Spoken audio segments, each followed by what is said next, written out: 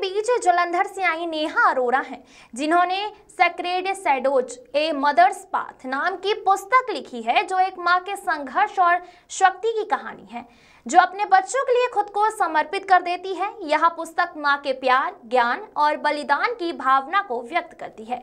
आइए सुनते हैं हमारे न्यूज चैनल के चीफ एडिटर मंजीत सिंह खालसा के साथ उनकी बात। आज हमारे बीच जालंधर से इंदौर पधारी नेहा अरोरा जी हमारे साथ हैं, जिन्होंने अभी हाल ही में कुछ दिन पहले sacred shadows the mother's path book लिखी है और उसको लॉन्च किया है। आज हम उन्हीं से जानते हैं उस बुक के बारे में, बुक कैसे लिखी, क्यों लिखी, किससे प्रेरणा लेकर लिखी, ये सब हम उनसे जानेंगे। तो आइए नेहा जी से मुलाकात करते हैं। नमस्कार नेहा जी। नेहा जी, आपने बुक लिखी है, बहुत तारीफ हो रही है इसकी। इस बुक के बारे में कुछ आपसे जानना चाहते हैं कि बुक लिखने की प्रेरणा आपके मन में या ये ख्याल कैसे आया? मैं ऑनेस्टली इस बुक की प्रेरणा अगर किसी को बोलूंगी, द रीजन बिहाइंड जो मैंने ये बुक लिखी है, तो जो उसका एक मेन रीजन है मैं खुद। जब मैं अपनी बेटी के साथ इंदौर में अकेले रहती थी और पैसे भी नहीं थे, बच्ची थी, एक रिस्पॉन्सिबिलिटी और मैं अकेली, और उस पर्टिकुलर मोमेंट पे एक पजल होता था दिमाग में, कैसे होगा, क्या ये जिंदगी जी पाऊंगी, कैसे जीऊंगी, बच्ची को पालना और खुद को पालना, फाइनेंशियली खड़े होना, माँ भी बनना और पापा भी बनना बच्ची के लिए, वो रिस्पॉन्सिबिलिटी कैसे उठा पाऊंगी।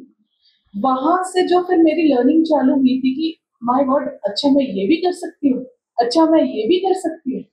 और वो सारी जब पता चला कि मेरे अंदर इतनी पावर्स हैं जो मैं शायद किसी के साथ रहती तो कभी नहीं एक्सप्लोर कर पाती, क्योंकि ऑब्वियसली फिर डिपेंडेंसी हो जाती कि ये काम हस्बैंड का, ये काम वाइफ का। अब यहाँ पर वो सारे काम मेरे ऊपर थे।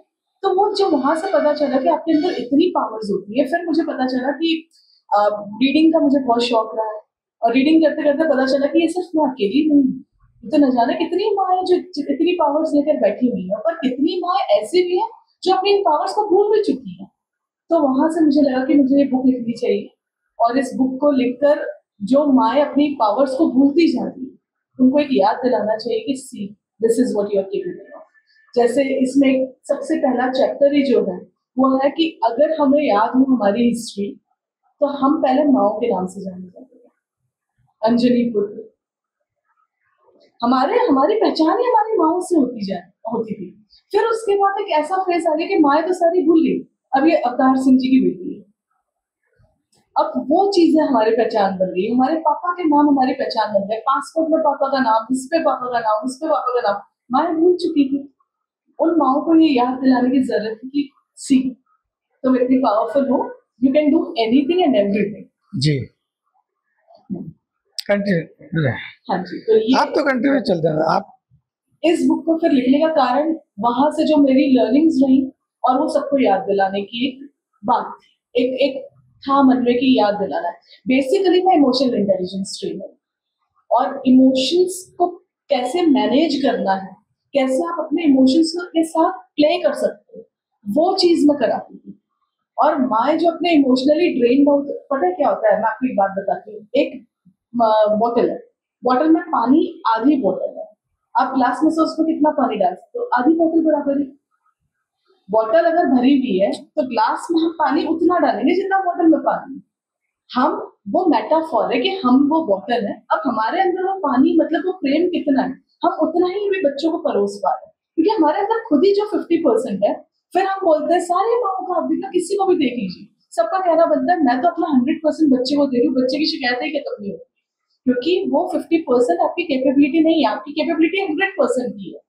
हमारी वो एनर्जी हम ड्रेन आउट करके 50% तक आ चुके हैं। इस बुक को पढ़ने के बाद मुझे बहुत सारी ममास के स्पेशली कॉल आए, और उन्होंने ये कहने के लिए मुझे फोन करा या मैसेज करा या सोशल मीडिया में मेरे को अप्रोच किया, ये बताने के लिए कि हमें इसके बाद इतना पावरफुल फील कर रहे थे, हमें ऐसा लग रहा था कि हमारे अंदर इतनी पावर से हम बच्चों को और ज्यादा दे पा रहे हैं, हमारे अंदर वो बारे में कुछ आप।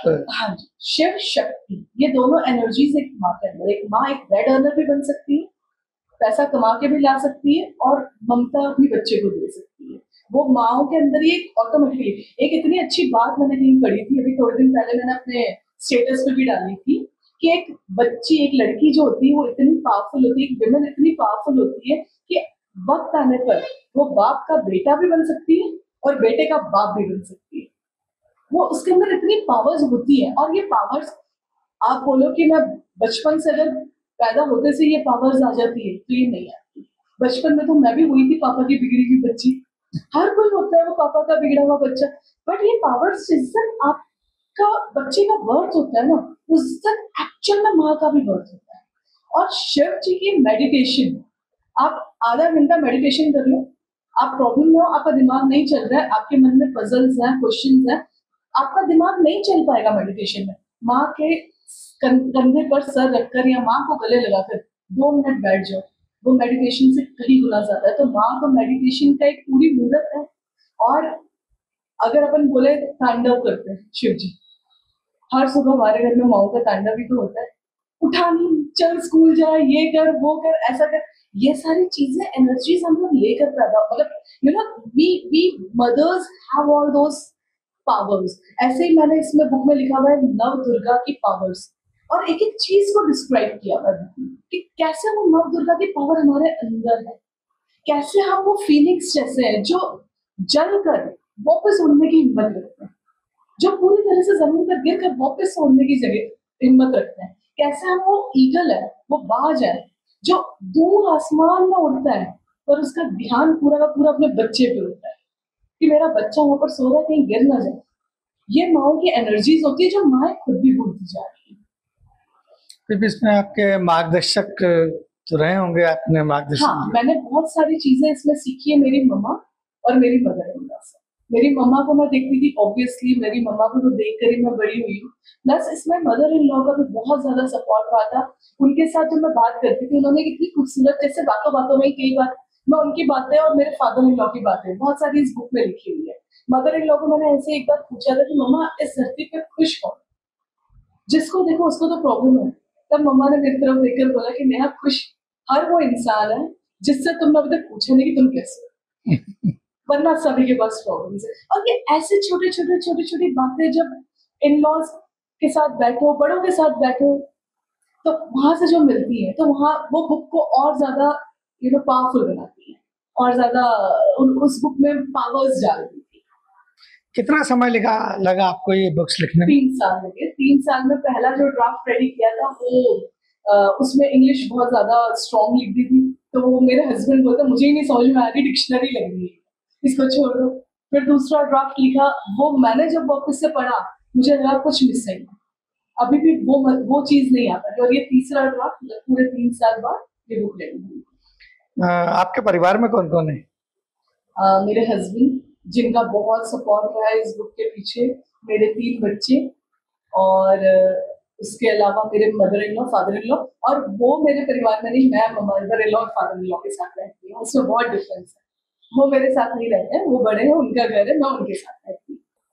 नेहा जी, ये आपके मन में जो बुक का नाम आपने रखा है, ये आपको किसी ने सजेस्ट किया या आपके मन में ये इस तरह का नाम कैसे आया? तो ये मेरे भाई ने मुझे सजेस्ट किए थे कुछ 3-4 नाम, उसमें से ये वाला नाम मुझे सबसे ज्यादा पसंद आया था, क्योंकि सेक्रेड का मतलब होता है पूजनीय, और शेडोज का मतलब होता है परछाई, और माएँ पूजनीय परछाइयां हैं।